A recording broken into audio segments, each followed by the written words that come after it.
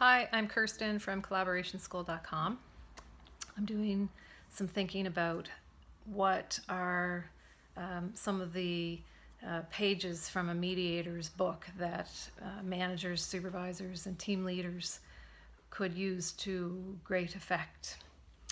So one of the things that I do, the first thing that I do when I bring people together to mediate, is I have them agree on I facilitate agreement around how they're going to communicate together during the mediation process.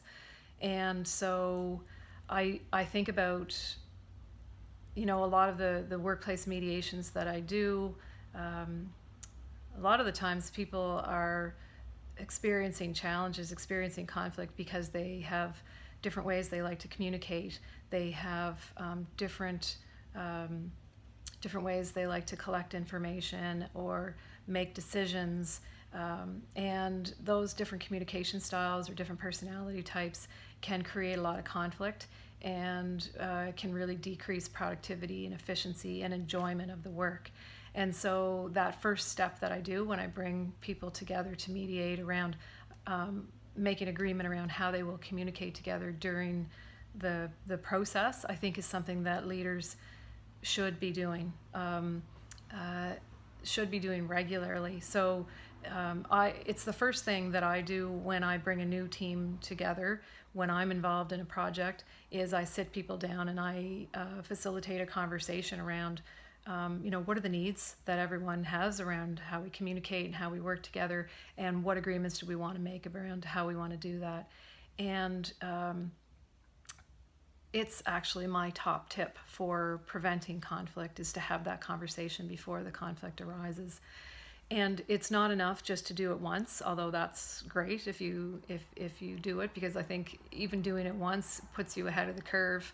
But you have to check in on it regularly. So things change, needs change. Maybe someone has a baby, maybe someone's spouse gets ill, maybe we get new projects come in the door, and people are maybe feeling overwhelmed or whatever. So needs change. So the conversation needs to be something that continues to happen, and you're regularly checking in on how are we doing with regards to how we decided we were going to communicate and work together, anything we need to change.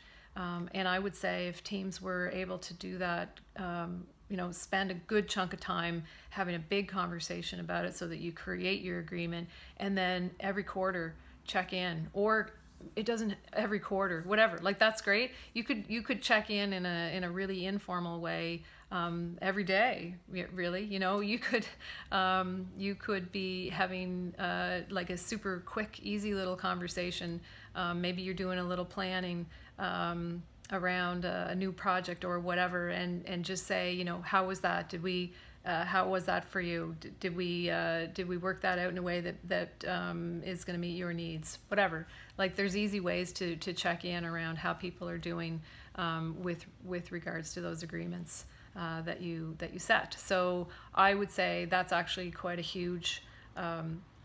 That's not just a page out of the Mediators book. I think in terms of impact, that could be a whole novel out of the Mediators book in terms of the impact that can have for a team.